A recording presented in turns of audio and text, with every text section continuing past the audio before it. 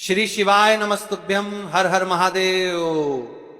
देखिए महाराज, विशेषकर मेरी माता बहन है, आप सभी लोग जानते हो कि 13 सितंबर शनिवार के दिन इस पवित्र भाद्रपद महीने की सप्तमी तिथि पड़ रही है, यानी कि सप्तमी श्राद्ध अभी पितृपक्ष चल रहा है। तो इसमें जो भी तिथि है सारी विशेष तिथियां हैं, जैसे कि श्राद्ध की सप्तमी तिथि 13 सितंबर। देखिए आप सभी को पता है कि अभी श्राद्ध पक्ष चल रहा है, यानी कि पितृपक्ष। और इस श्राद्ध में यदि हम कोई सा भी उपाय करते हैं तो स्वयं हमें हमारे पितरों का आशीर्वाद प्राप्त होता है। उसी प्रकार से महाराज जी 13 सितंबर शनिवार श्राद्ध सप्तमी के दिन यह एकमात्र 7 चने की दाल 7 चावल 1 दीपक उपाय को अवश्य करें। और आप सभी को पता है कि शनिवार का यदि कोई सा उपाय है तो वह केवल और केवल मात्र 7 चने की दाल 7 चावल 1 दीपक उपाय है। आपको इस उपाय को किस समय करना है, प्रदोष काल के समय या फिर सुबह के समय, ये संपूर्ण बातें हम आगे करेंगे। अब देखिए महाराज, यदि हम श्राद्ध पक्ष में रोज संध्या काल में या फिर प्रदोष काल के समय एक दीपक प्रज्वलित करते हैं तो इस दीपक की जो रोशनी है वह स्वयं हमारे पितरों तक जाती है और इससे हमारे जीवन में चल रही समस्या समाप्त होती है। उसी प्रकार से हमें मात्र 7 चने की दाल 7 चावल 1 दीपक उपाय को करना है। 13 सितंबर शनिवार के दिन देखिए, इन दोनों संयोग बहुत मुश्किल से आता है, ऐसे मौके बार बार नहीं मिलते, केवल वर्ष में एक बार ही इस उपाय को करने का मौका मिलता है। देखिए मेरी कई सारी अन्य माताएं बहनें हैं जिन्होंने इस उपाय को आज तक किया ही ना हो और उन्हें इस उपाय के बारे में पता ही ना हो।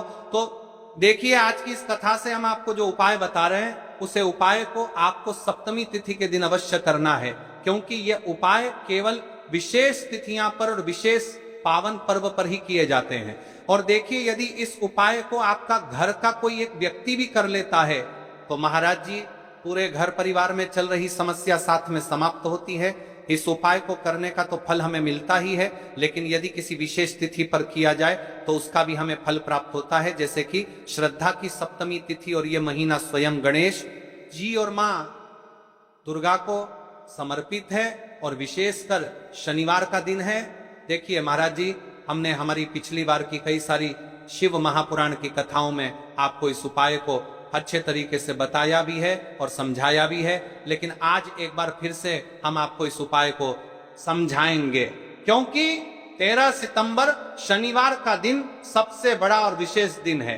देखिए यदि आपने इस मात्र 7 चने की दाल 7 चावल 1 दीपक उपाय को कर लिया तो आपको इस उपाय का वह फल मिलेगा जिसकी आपने कभी कल्पना भी ना करी होगी। देखिए महाराज जी, जो मनोकामना बड़े बड़े पूजा पाठ अनुष्ठान से पूर्ण नहीं होती, वह केवल इस श्राद्ध पक्ष में सप्तमी तिथि के दिन इस पवित्र शनिवार के पावन पर्व पर मात्र 7 चने की दाल 7 चावल 1 दीपक उपाय को करने से पूर्ण हो जाती है। देखिए मेरी कई सारी माताएं बहनें हैं जिन्हें पता भी नहीं है कि उनके जीवन में जो समस्या चल रही है उसका कारण क्या है, यानी कि मुख्य कारण क्या है, किस वजह से यह समस्या है। मतलब भाई जीवन में जो अटकने आती हैं जिनका कारण अक्सर हमें पता ही नहीं चलता, वे कई बार पितृशक्ति या घर की अनुचित ऊर्जा के कारण होती हैं।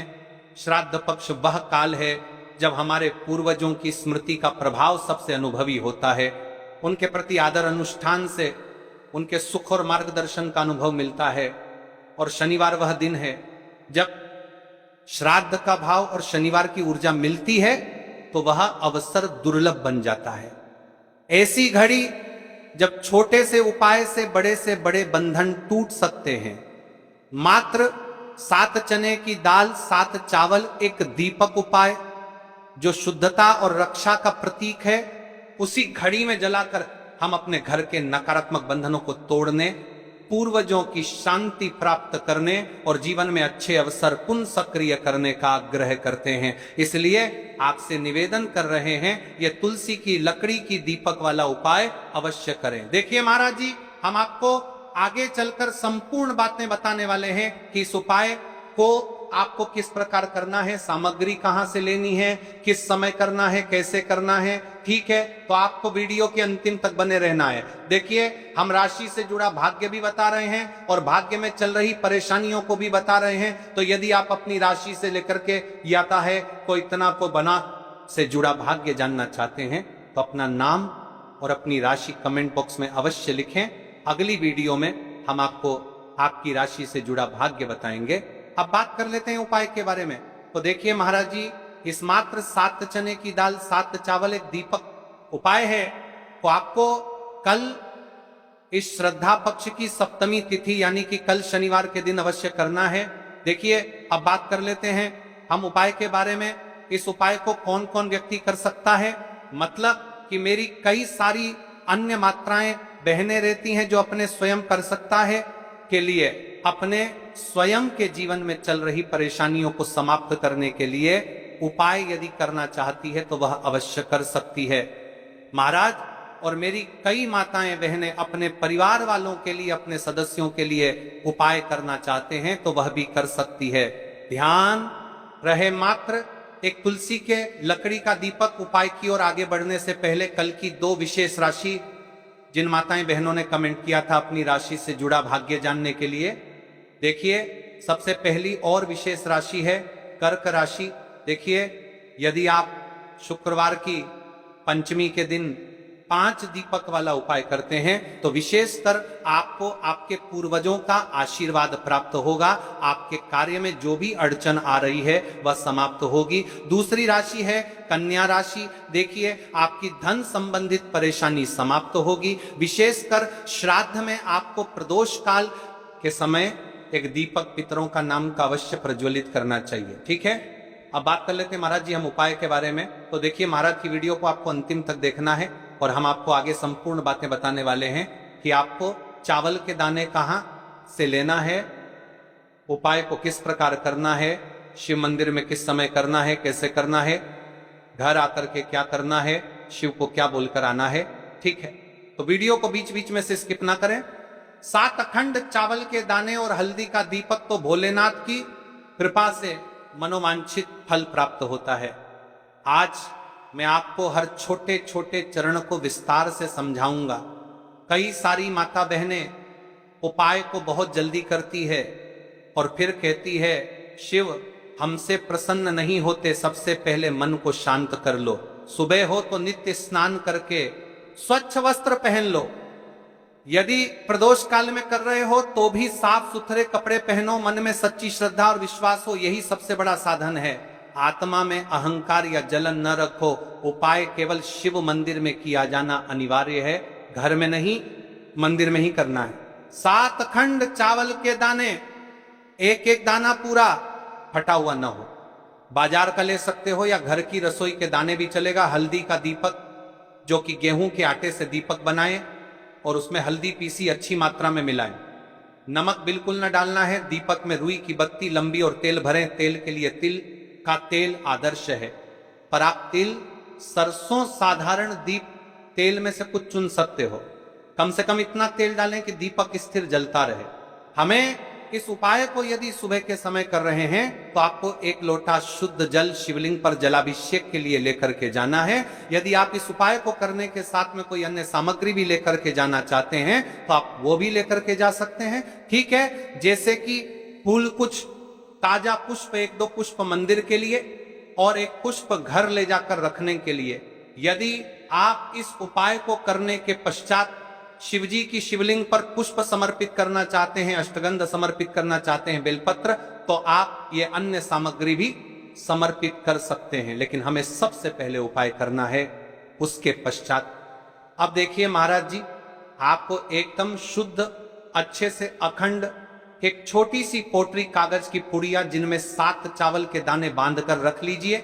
एक छोटा बर्तन दीपक रखने के लिए, ताकि तेल टपकने से समस्या ना हो। अब देखिए महाराज जी, हम इस उपाय को कर रहे हैं तो हमें इस उपाय को करते समय कुछ सावधानियां भी भारत नहीं है, इसलिए हम आपको उपाय को विस्तार से बता रहे हैं, अच्छे से बता रहे हैं, ताकि आप कोई भी गलती ना करें और आपका उपाय सफल हो तो देखिए हम बात कर लेते हैं हल्दी के दीपक के बारे में। हल्दी दीपक बनाने की विधि। अब मैं आपको दीपक बनाने की विधि विस्तार से बताऊंगा। साधारण है, ध्यान से बनाइए। एक साफ बर्तन में गेहूं का आटा आवश्यकता अनुसार निकालिए। छोटी सी लोई के बराबर आटा ले लीजिए। इसमें 1 चुटकी हल्दी पाउडर अच्छी मात्रा में मिला लीजिए। हल्दी रंग दीपक को शुभ बनाती है। नमक बिल्कुल न डालें। पानी बहुत कम डालकर मिश्रण को गूथा जाए ताकि एक नरम लोई बन जाए। बहुत सख्त नहीं और बहुत नरम भी नहीं। अब उस लोई की छोटी छोटी लोई लेकर बीच में गड्ढा बना दीजिए। दीपक का आकार कटोरी जैसा होगा। तेल और बत्ती आ सके, दीपक में रुई की बत्ती रखें। रुई को बीच से थोड़ी लंबी रखें ताकि बत्ती दीपक से ऊपर रहे। अंत में दीपक में तेल भरें। ध्यान रहे कि तेल बत्ती के आसपास पर्याप्त रहे।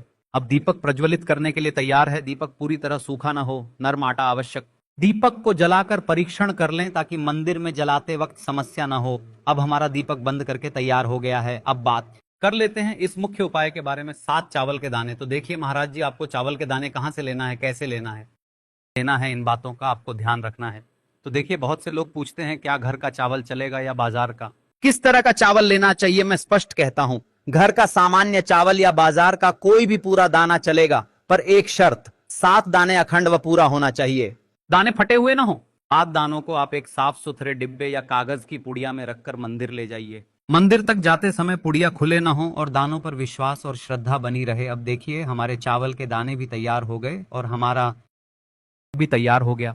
अब बात कर लेते हैं कि इस उपाय को करने का सबसे उत्तम समय कौन सा है। मैंने किस समय हमें इस उपाय को करना है, प्रदोष काल का समय या सुबह का समय। देखिए महाराज जी, जैसा कई भक्त पूछते हैं कब किया जाए, मैं 2 विशेष समय बताता हूं। सुबह का समय उत्तम प्रातः 7 बजे से 10 बजे तक, इससे दिन का मंगलप्रद आरंभ होता है। यदि सुबह 7 बजे तक जाना संभव नहीं तो 12 बजे से पहले भी कर सकते हैं। अब बात कर लेते हैं महाराज जी प्रदोष काल के समय की। कई सारी मात्रा बहाने सुबह के समय नहीं सकती है, तो सबसे उत्तम समय प्रदोष काल का समय भी है, जो शिव जी को अत्यंत प्रिय है। प्रदोष काल सायंकाल 5 बजे से 6 बजे के बीच। यह समय बहुत ही पुण्यकारी माना जाता है। यदि आवश्यकता हो तो 7 बजे तक भी किया जा सकता है। आप जिस भी समय जाओगे ठीक ठाक उसी समय श्रद्धा भाव से करिए। देखिए महाराज जी, अब हमारी इस उपाय की सामग्री भी तैयार हो गई है और हमने आपको समय भी बता दिया है। तो देखिए, एक मुख्य बात, यदि आप इस उपाय को सुबह के समय कर रहे हैं तो महाराज जी सुबह के समय तो की शिवलिंग पर सबसे पहले 1 लोटा जल चढ़ेगा, फिर उसके पश्चात आपको इस उपाय को करना है। और यदि प्रदोष काल के समय कर रहे हैं तो आपको एक साधारण दीपक प्रज्वलित करना है, फिर उसके पश्चात आपको उपाय करना है। ठीक है। और हाँ, एक विशेष और मुख्य बात, कई सारी मेरी अन्य माताएं बहनें रहती हैं जो शिव मंदिर जाते से ही दूसरी अन्य माता बहनों से सामग्री मांगने लगते हैं। जैसे कि जीजी, आज आपने एक बेलपत्र लाए हो तो मुझे दे दो। जीजी, आपके पास तो बहुत सारे फूल दिख रहे हैं, 1 फूल दे दो मुझे। तो शिव मंदिर में जाकर के इस प्रकार से नहीं करना है। ठीक है। केवल अपनी सामग्री लेकर गए हैं उसी से उपाय करना है। अपने गांव के आसपास में जो भी शिव मंदिर हो, जो भी शिवालय हो, वहां पर पहुंच जाइए। शिव जी की शिवलिंग के पास में एक ऐसे स्थान पर बैठ जाइए जहां पर आप अपना उपाय पूर्ण रूप से कर ले और किसी अन्य माता बहनों को दिक्कत या परेशानी ना आए और आपको उपाय करते समय। ठीक है। कई सारे लोग प्रश्न करते हैं कि महाराज की सबसे पहले चावल का दाना शिव जी की शिवलिंग पर कहां समर्पित करना है। पहले गणेश को श्रद्धा से अर्पण, सबसे पहला चावल का दाना गणेश जी के स्थान पर अर्पित कीजिए। मन मन में अपनी मनोकामना शांत भाव से कहिए, छोटा सा मनन है विघ्नहर्ता, मेरी मनोकामना के मार्ग को सुगम कर दीजिए। आप गणेश मंत्र 3 बार जप सकते हैं। ओम गम गणपतये नमः। शिवलिंग पर जलाभिषेक। अब शुद्ध जल का लौटा निकालिए और शिवलिंग पर धीरे धीरे जल चढ़ाइए। जल चढ़ाते समय मन में बार बार AUM नमः शिवाय का उच्चारण करें। यह सबसे मुख्य मंत्र है। मन में 11 बार, 21 बार या 108 बार जप कर सकते हैं, परंतु यदि समय कम हो तो कम से कम 11 बार अवश्य जपें। जलाभिषेक के साथ ही विनम्रता से कहिए, हे भोलेनाथ, मेरी मनोकामनाओं को पूर्ण कर दो, जीवन के कष्टों को दूर कर दो। अब बात कर लेते हैं हल्दी के दीपक के उपाय के बारे में। इस उपाय को भी आपके साथ में ही करना है। हल्दी दीपक प्रज्वलित और आरती। अब अपना हल्दी दीपक निकालिए और उसमें आग लगाइए।